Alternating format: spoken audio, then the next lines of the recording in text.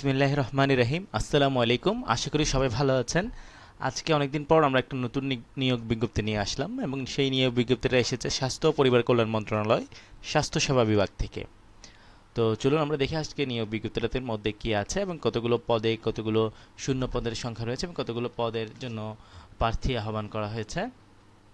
তো চলুন শুরু করি। সবার প্রথম আমরা দেখতে পাচ্ছি নিয়োগ বিজ্ঞপ্তিটা এসেছে 6/5/2025 অর্থাৎ কয়েকদিন আগেই, এবং সেটার আবেদন আমরা দেখি আবেদনপত্র জমা দান শুরু হবে মোট 13ই মে, অর্থাৎ আজ থেকে প্রায় 1 মাস সময় থাকবে আবেদন করার। তো চলুন আমরা দেখি সবার প্রথমে যে পদটা রয়েছে সেটা হচ্ছে কম্পিউটার অপারেটর, 11তম গ্রেডের একটা পদ। অন্যান্য পদে আমরা দেখতে পাই কম্পিউটার অপারেটর সাধারণত বিভিন্ন ক্ষেত্রে আমরা দেখে থাকি 13তম গ্রেডের পদ হয়ে থাকে। এটা আসলে দপ্তর থেকে অধিদপ্তর কিংবা মন্ত্রণালয়ের ভেদে ডিফারেন্ট হয়ে থাকে। তো আমরা এই দপ্তরের অধীনে দেখতে পাচ্ছি কম্পিউটার অপারেটর 11তম গ্রেডের একটা পদ, এবং এখানে শূন্যপদের সংখ্যা হচ্ছে একটি। বয়স অনূর্ধ্ব 32 বছর এবং শিক্ষাগত যোগ্যতা বিজ্ঞান বিভাগে স্নাতক বা সমমানের ডিগ্রি থাকতে হবে, এবং কম্পিউটার টাইপিংয়ে 25 এবং 30 শব্দের স্ট্যান্ডার্ড অ্যাপটিটিউড টেস্ট উত্তীর্ণ হতে হবে। অর্থাৎ এখানে হচ্ছে অবশ্যই আপনাকে স্ট্যান্ডার্ড অ্যাপটিটিউড টেস্ট পরীক্ষায় উত্তীর্ণ হতে হবে, যেটা প্রিলি বা রিটেন পরীক্ষার পরপরই তারা পরীক্ষাটা নিয়ে থাকে। সেই টেস্টে একটা কাঙ্ক্ষিত লক্ষ্যে পৌঁছাতে পারলে আপনাকে পরবর্তী মৌখিক ভাইভা বা পরবর্তী ধাপের জন্য সিলেক্ট করা হবে। এরপর আমরা দেখতে পাচ্ছি সিনিয়র টেকনিশিয়ান ইলেকট্রিক্যাল 12তম গ্রেডের একটা পদ, 32 বছর, শূন্যপদের সংখ্যা একটি। এখানে 5 বছরের চাকরির অভিজ্ঞতা থাকতে হবে এবং অনূর্ধ্ব 7 বছরের চাকরি ভোকেশনাল পরীক্ষা উত্তীর্ণ সহ থাকতে হবে।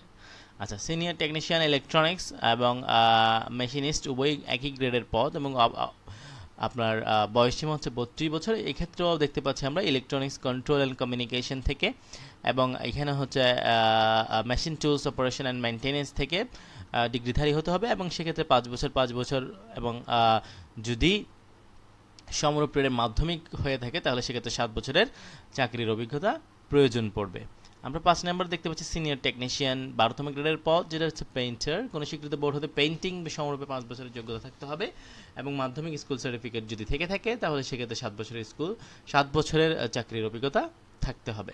অর্থাৎ এখানে অভিজ্ঞতা যেটা চাওয়া হয়েছে সেটার যদি কম হয়ে থাকে আপনার, তাহলে আবেদন করার সুযোগ থাকবে না। যদি আপনি আবেদন করেও ফেলেন তাহলে সেটা পরবর্তীতে ঝামেলা হয়ে যাবে।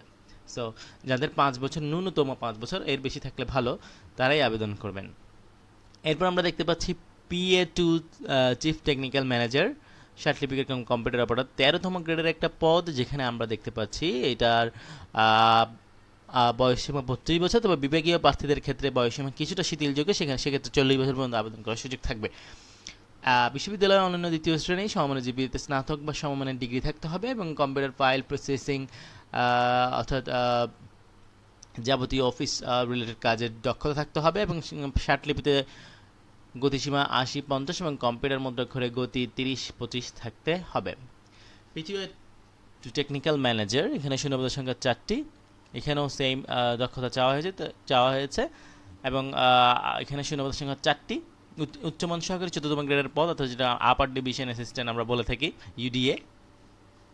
সেক্ষেত্রেও আবেদনের বয়সসীমা 32 বছর, তবে বিভাগীয় প্রার্থীদের ক্ষেত্রে এক্ষেত্রে আবেদনের বয়সসীমা 40 বছর পর্যন্ত শিথিলযোগ্য করা হয়েছে। এক্ষেত্রে শিক্ষাগত যোগ্যতা যে কোনো বিষয়ে আপনাকে স্নাতক বা সমমানের ডিগ্রিধারী হতে হবে, এবং কম্পিউটারে দক্ষতা থাকতে হবে, এবং যেহেতু ফাইল প্রসেসিং কাজগুলো জানতে হবে, এবং কম্পিউটার টাইপিংয়ে ন্যূনতম 30-25 দক্ষতা থাকতে হবে। এরপর আমরা দেখতে পাচ্ছি হিসাবরক্ষক কোষাধ্যক্ষ, 14তম গ্রেডের একটা পদ, শূন্যপদের সংখ্যা 4টি। শিক্ষাগত যোগ্যতা বাণিজ্যে স্নাতক। স্টোর কিপার 14তম গ্রেডের পদ, শূন্যপদের সংখ্যা 4টি। বোর্ড স্বীকৃত বোর্ড হতে মাধ্যমিক সার্টিফিকেট বা সমমানের পরীক্ষা উত্তীর্ণ হতে হবে। টেকনিশিয়ান ইলেকট্রিক্যাল 14তম গ্রেডের পদ, শূন্যপদের সংখ্যা 1টি, এবং এক্ষেত্রে বিভাগীয় প্রার্থীদের বয়সসীমা 3 বছর বেশি করা হয়েছে, সংশ্লিষ্ট ক্ষেত্রে 5 বছর চাকরির অভিজ্ঞতা থাকতে হবে। Technician refrigeration and air conditioning 14তম গ্রেডের পদ, আবেদনের বয়সসীমা সবগুলোর ক্ষেত্রে 32 বছর, তবে কিছু কিছু ক্ষেত্রে আবেদনের বয়সসীমা শিথিল করা হয়েছে। এক্ষেত্রে বিভাগীয় প্রার্থীর ক্ষেত্রে 35 বছরের বয়সসীমা একটু খেয়াল করতে হবে আপনাকে আবেদন করার সময়। এখানে আমরা দেখতে পাচ্ছি 2 বছর মেয়াদী কোর্স সম্পন্নধারী হতে হবে, এবং 5 বছরের চাকরির অভিজ্ঞতা থাকতে হবে। অফিস সহকারী কাম কম্পিউটার মুদ্রাক্ষরী 16তম গ্রেডের একটা পদ, এবং এক্ষেত্রে দেখা যাচ্ছে আপনাকে বোর্ড পরীক্ষা উত্তীর্ণ হতে হবে সমমানের পরীক্ষায়, মাধ্যমিক বা উচ্চ মাধ্যমিক পরীক্ষায়, এবং প্রতি মিনিটে ইংরেজিতে 20টি এবং বাংলায় 20টি শব্দ টাইপিংয়ের দক্ষতা থাকতে হবে। অর্থাৎ এক্ষেত্রে কিছুটা কম্পিউটার স্কিল কিছুটা কম হলেও চলবে, typing skill.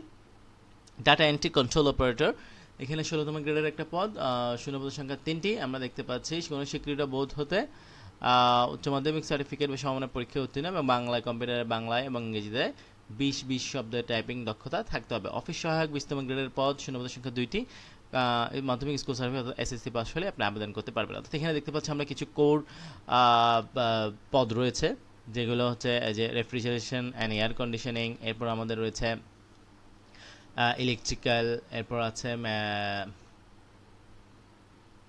Senior technician, painter, machinist, electronics. এগুলো যারা স্পেসিফিক এবং যাদের দক্ষতা চাকরির অভিজ্ঞতা রয়েছে তারাই আবেদন করার সুযোগ পাবে। তো সেক্ষেত্রে আমাদের জেনারেল যারা রয়েছে তাদের আবেদন করার যে সময়সীমা এবং যে পরিসর সেটা কিন্তু সীমিত হয়ে গেল। তো যারা জেনারেল প্রার্থী আছেন তারা কিন্তু দেখুন মাত্র 1 নাম্বার পদে, এরপরে আপনি 2 নাম্বার পদে, 6 নাম্বার পদে, এরপরে 8 নাম্বার পদে, এরপর হচ্ছে আপনার 9 নাম্বার পদে, 10 নাম্বার পদে, এরপর হচ্ছে 13, 14, 15 এইসব গ্রেডে আপনি আবেদন করতে পারবেন, এসব পোস্টগুলোতে আবেদন করতে পারবেন। কিন্তু যারা টেকনিক্যাল আছেন এবং যারা বিশেষায়িত এইসব বিষয়ে তাদেরকে এখানে আবেদন করার সুযোগ দেওয়া হচ্ছে।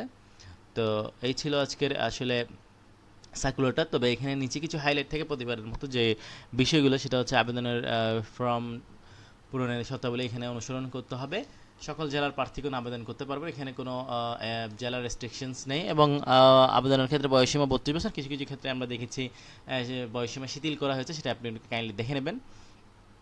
এরপর হচ্ছে আমরা মৌখিক পরীক্ষার সময় আমাদের প্রয়োজনীয় ডকুমেন্টগুলো সাবমিট করতে হবে, সেখানে বলা আছে। এরপর নাগরিকত্ব, অবশ্যই বাংলাদেশের নাগরিক হতে হবে, এটা তো আমরা সবাই জানি। এবং হচ্ছে পরীক্ষা ফি, পরীক্ষা আবেদন শুরু এবং জমাদানের ফি জমাদানের সময় শুরু হচ্ছে 13ই মে 2025 এবং যেটা চলবে 12ই জুন 2025 পর্যন্ত।